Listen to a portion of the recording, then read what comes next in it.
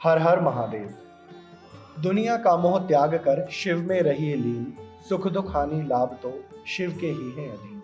आप सभी को महाशिवरात्रि के इस पावन पर्व की बहुत बहुत शुभकामनाएं। मैं हूं आपके साथ रमन शर्मा। आज हम उपस्थित हैं भारत की राजधानी दिल्ली के गौरीशंकर मंदिर में, जहां पर लोगों की बड़ी आस्था है। और हमारे साथ यहाँ उपस्थित हैं गौरीशंकर मंदिर के प्रबंधक पुजारी तेज प्रकाश जी। तो महाराज जी, हर हर महादेव। हर महादेव। हम गौरीशंकर मंदिर में आज यहाँ बैठे हैं। इस मंदिर की बड़ी महत्वता है, बड़ी ही महिमा है। मंदिर तो और भी बहुत है, और हर नगर नगर में कोने कोने पर हर जगह मंदिर है। यहाँ की ही इतनी महत्वता किस लिए है? ओम नमः शिवाय। जिस प्रकार गौ माता उसी घर पर जाती है जहाँ से उसे रोटी मिलती है। आपने देखा, जो आस्था का सैलाब है, मनुष्य जो है ना बहुत स्वार्थी होता है। वो केवल अपने स्वार्थ की पूर्ति के लिए ही सब कुछ करता है। भगवान भोलेनाथ का ये ऐसा अद्वितीय मंदिर है जहाँ पर भगवान भोलेनाथ साक्षात विराजमान है। और यही कारण है कि जो भी भक्तगण किसी अवस्था में आए, कैसे भी भाव लाए, लेकिन भगवान उसकी मनोकामना उसी समय पूर्ण कर देती है। आज तक कोई ऐसे भक्त नहीं मिला, पिछले 45 साल से मैं भी हूँ, जो ये कहे मेरे बाबा ने ये कार्य नहीं किया। बाबा सबकी मनोकामना पूर्ण करते हैं। और यही कारण है कि भक्त दोबारा भी वहीं भोलेनाथ को प्रणाम करता है जहाँ उसकी स्वार्थ पूर्ति हो जाती है। अच्छा महाराज जी, वैसे तो हर महीने शिवरात्रि आती है, जिसको हम मासिक शिवरात्रि कहते हैं। पर ये फाल्गुन मास की जो शिवरात्रि है, ये महाशिवरात्रि है। मासिक शिवरात्रि में और ये महाशिवरात्रि में क्या अंतर है?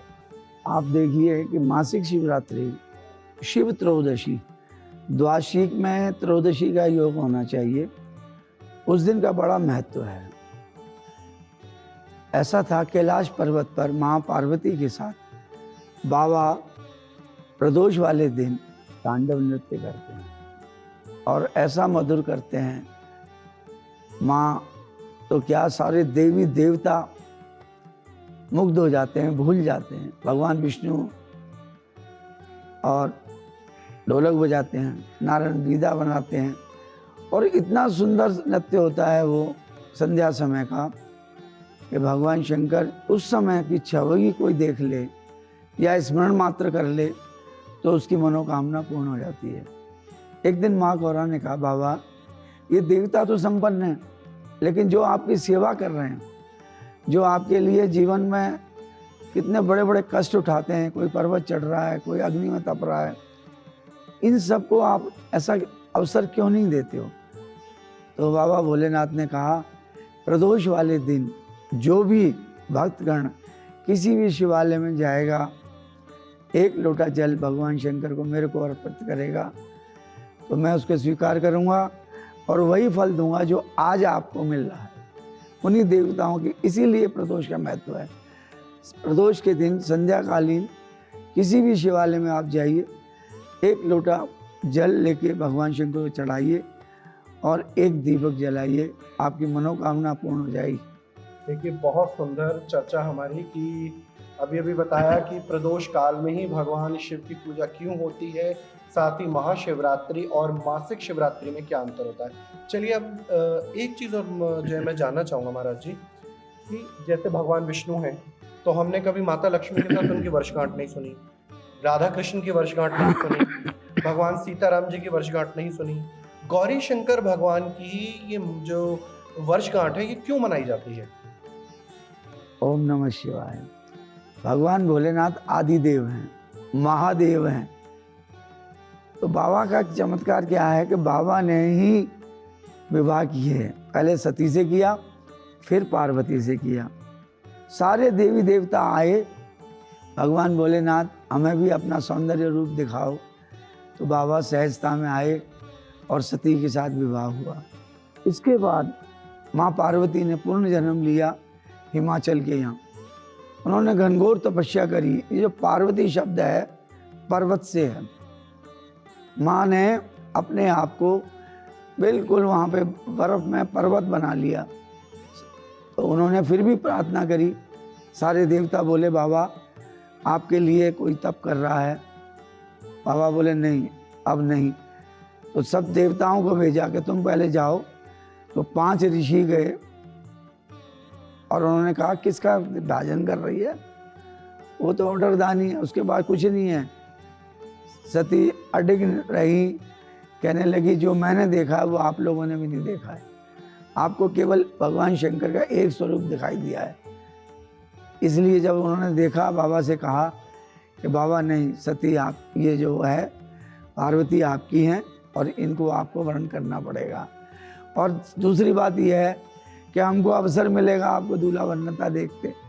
यही कारण है कि महाशिवरात्रि के दिन भगवान शंकर और माँ पार्वती का विवाह हुआ था। और इसी विवाह को आज हम महाशिवरात्रि के रूप में मनाते हैं कि जब भगवान शिव और माँ भगवती का ये विवाह हुआ, इसीलिए महादेव की और माता पार्वती की ये वर्षगांठ मनाई जाती है। और जगह जगह आप देखते होंगे शिव बारात का आयोजन होता है, माता पार्वती को 16 श्रृंगार चढ़ाए जाते हैं।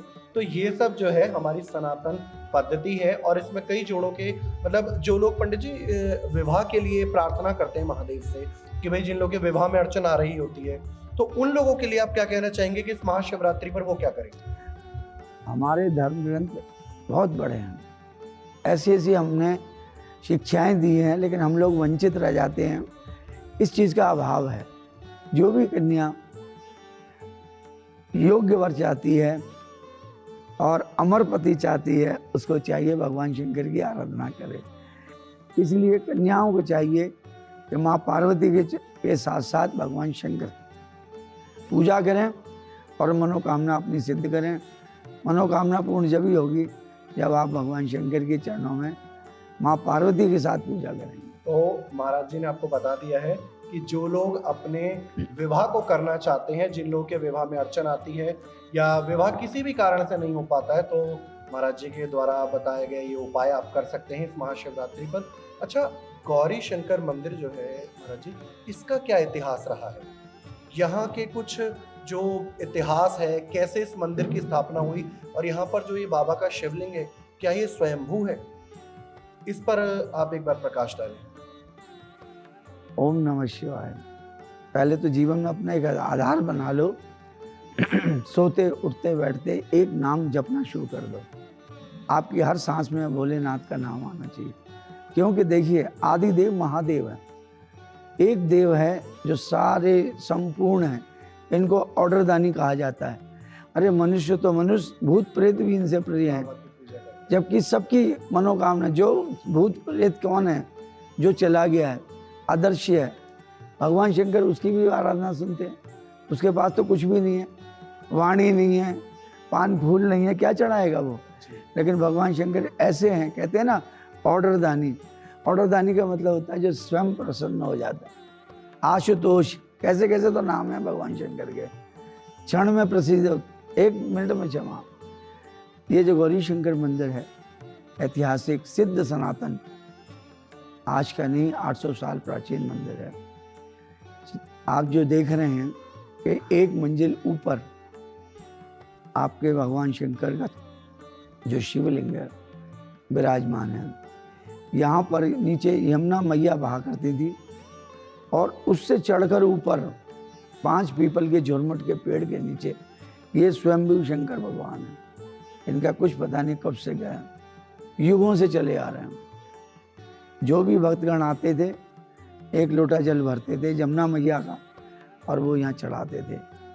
कुछ नहीं साधन था, कोई दीवारें नहीं थी, केवल वहीं से वो बाबा की मिट्टी उठाई और माथे पर लगाते थे और उसी मात्र से 1 लोटा जल से ही सबकी मनोकामना पूर्ण होने लगी। और ये तो पता ही है, मनुष्य तो स्वार्थी है ही। अरे भोलेनाथ वहाँ गया था, मेरा ये कार्य सिद्ध हो गया। ऐसे भक्त जुड़ते गए और भगवान शंकर का ये शिवालय आज भव्य रूप में विराजमान है। तो यही है कारण, महाशिवरात्रि के दिन जो शिवरात्रि है वो रात्रि का है, दिन का अवसर नहीं है। रात्रि के 4 पहर हैं, 4 पहर में 4 आनंद लीजिए आप। जैसा पहला पहर है 8 से 10 तक, तो यहाँ पूरा मंदिर भक्तों से भर जाता है। सबसे पहले जो 10 बजे दर्शन करोगे उसमें सबसे बड़े महाराजा, राजा तो बहुत देखे हैं लेकिन महाराजा अधिराज भगवान शंकर को इतना सुंदर स्वरूप देते हैं कि भक्त देखते ही रह जाता है, उसको शब्द ही भूल जाता है, मैं क्या देख रहा हूँ, कहाँ हूँ, सुध बुध खो जाता है। ऐसे भव्य रूप दर्शन होते हैं। तो पहला दर्शन आपको 10 बजे आरती होगी, प्रसाद वितरण होता है और भक्तगण खूब कीर्तन भजन और बैंड बाजे सब कुछ होता है। आनंद कहने का मतलब यह है एक महाउत्सव मनता है। और उसके बाद फिर बैठ जाते हैं भक्त लोग, अपने अपने शिवलिंगों पे जल चढ़ाते हैं, पंडित जी मंत्र बोलते रहते हैं। उसके बाद फिर 2 घंटे पूजा होती है, दूध दही घी शहद से सब कुछ चढ़ता है, बेलपत्र वगैरह। और फिर 2 घंटे के बाद भगवान शंकर माँ पार्वती को वरण करने जा रहे हैं तो बुढ़वा वेश बनाते हैं, श्वेत जटा श्वेत ही मूछ है, क्या दिव्य रूप है। लेकिन आश्चर्य की बात है कि सफ़ेद वस्त्र में सफ़ेद जटाओं में भी बाबा इतने सुंदर लगते हैं कि सब मोहित हो जाते हैं। लगता ही नहीं कि बूढ़ा बाबा है, वही सौम्य रूप, वही बाल रूप, भगवान शंकर का इतना सुंदर रूप दिखाई देता है कि मन मोह लेता है। और लोग बूढ़े को देख के भी जय जयकार करते हैं कि वाह मेरे बाबा तो बहुत ही सुंदर हैं। तो 12 बजे आरती वगैरह जो होती है उसमें बारात में निकलती है मंदिर के प्रांगण में। भक्त लोग नाचते हैं, गाते हैं, धूम धड़ाके से बजाते हुए और सारी व्यवस्था होती है। और फिर वो बाबा की मतलब एक तरह से विवाह के लिए जाते हैं, प्रणाम करते हैं, उनको प्रणाम करते हैं, बाबा कैसे भी मान जाओ। तब वो बाबा रीझ जाते हैं, भक्तों से कहते हैं उत्सव मनाओ और तैयारी करो। तो 10-12 बजे बाबा स्वीकार कर लेंगे और 2 बजे फिर देखना दूल्हा और दुल्हन आप तो क्या श्रृंगार करते हो जो मेरे बाबा का श्रृंगार गौरी शंकर मंदिर में देखने को मिलता है। कंगना भी होगा, बिछुआ भी होगा, माँ की ओढ़नी होगी, माँ का पूरा श्रृंगार। 16 श्रृंगार तो बहुत छोटे हैं, माँ पार्वती पूरा श्रृंगार करती हैं उस दिन, कलीरे वलीरे चूटे, मतलब एक तो देखने लायक चीज, आपका मन मोह लेगा। ऐसे ऐसे सुंदर स्वरूप हम कहाँ थे अब तक। तो 2 बजे बाबा का विवाह संस्कार का झांकी बनाई जाती है। अगर स्वर्ग का आनंद लेना है जीते जी भगवान गौरी शंकर के द्वार पे आओ और महाशिवरात्रि के दिन उत्सव देखो। तो महाराज जी, ये जो आपने उत्सव बताया सारा, ये उत्सव महाशिवरात्रि से एक दिन पहले होता है या महाशिवरात्रि वाले दिन होता है? महाशिवरात्रि शिव की रात, और शिवरात्रि है 15 तारीख इतवार को। आपके यहाँ बनता है कि 12 बज गए तो समय बदल गया, हमारे नहीं, हमारे यहाँ जब सूर्य निकलता है तब दिन शुरू होता है। तो वो पूरा उत्सव शिवरात्रि में होता है। अच्छा महाराज जी, अभी हमने आपसे ये पूछा, जानकारी ली थी कि जिन लोगों के विवाह में अड़चन आ रही हो तो वो लोग कैसे पूजा करें। एक सवाल मेरे जहन में है कि क्या गर्भवती स्त्रियां भी भगवान शिव पर जल चढ़ा सकती हैं? गर्भवती स्त्री आपकी नज़र में है, भगवान शंकर के लिए सब बच्चे हैं। ऐसा पिता कोई नहीं होगा जिसको अपना बच्चा प्यारा ना लगता हो, वो किसी रूप में भी हो। जब राम भी खेल के आया करते थे, धूल दूषित होते थे, धूलों में सने हुए, लेकिन दशरथ कभी नहीं सोचते, छाती से लगाते थे। ये नहीं देखते थे रेशमी वस्त्र हैं, मैं राजा हूँ। ऐसे ही मेरे भोला बाबा अपने बच्चों को हृदय से लगाते हैं, किसी को कैसा भी कष्ट हो। और सबसे बड़ी बात कि भगवान आशुतोष है इनका नाम, जो शीघ्र प्रसन्न हो जाते हैं। आप देखिए चांदनी चौक में सवेरे से शाम तक हजारों आदमी निकल जाता है, लेकिन भगवान शंकर की जिन पर कृपा है केवल वही पौड़ी चढ़ के बाबा के दर्शनों का आनंद लेते हैं। उसके बाद फिर बाबा कहते हैं चलो अब विवाह करा तो अब मैं कैलाश जा रहा हूँ। माँ पार्वती को 2 के बाद 4 बजे श्रृंगार हो जो होगा वो कैलाश गमन का होता है। बड़ी मनोहारी रूप है। मतलब पूरा झांकी दर्शन वो हमको गौरी शंकर मंदिर में देखने के लिए मिल सकता है। जो विवाह की रस्में होती हैं, किस तरीके से बारात निकाली जाती है, माता का श्रृंगार होता है, और भगवान शिव की बारात किस तरीके से मैनावती के दरवाजे माता पार्वती के द्वारे पहुंचती है, माता पार्वती किस तरह 16 श्रृंगार करती हैं, भगवान शिव किस तरीके से तैयार होते हैं, जो रूप था वो आपको सारा दर्शन करने के लिए दिल्ली के चांदनी चौक में गौरी शंकर मंदिर में मिलेगा। महाराज श्री ने बहुत अच्छी हमारे को जानकारी दी है। महाराज श्री, एक चीज और मैं पूछना चाहूंगा, महाशिवरात्रि का ये पावन दिन है, लोग भगवान शिव पर जल अर्पण करते हैं, जलाभिषेक करते हैं, तो किस तरीके से भगवान शिव को जल चढ़ाना चाहिए, किस तरीके से उनका पूजन करना चाहिए, ये भी आप हमारे दर्शकों को बताएं। जिस प्रकार आपको पता है कि जब भगवान ने हलाल पान किया था, समुद्र मंथन हुआ, ऐरावत हाथी आया, ले गए जी इंद्र जी, लक्ष्मी ले गए विष्णु भगवान, अब आया हलाहल, उसके बाद अमृत था। अब उन्होंने कहा जी अमृत पी लेंगे हम अमर हो जाएंगे, लेकिन वो अमृत को पीने से पहले तो हलाहल आ गया, और वो ऐसा हलाहल था कि चारों तरफ अहंकार हो गया, धरती जलने लगी। अब बोले इसका क्या करें, किसी की हिम्मत नहीं हुई, तो बोले एक ही बाप है हमारा तो महादेव, चलो बाबा के पास। बाबा के पास गए, बाबा को मनाया, बाबा ये कष्ट हर लो। अब यही आप ध्यान दीजिए, देवताओं के कष्ट हरते हैं, मतलब किसी का कोई, उन्हें पता है ये कूट हलाहल है और इतना भयंकर है कि कुछ भी हो सकता है, लेकिन भगवान शंकर सबके भले के लिए उसका पान कर गए।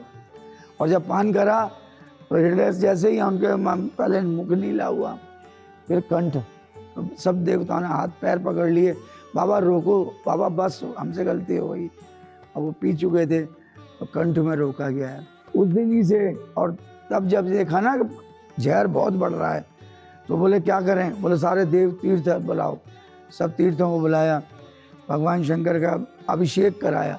ये अभिषेक प्रारंभ तब से हुआ है, इसीलिए जल चढ़ाया जाता है। जल जब ही चढ़ाया जाता है मेरे बाबा को शांति मिल जाए।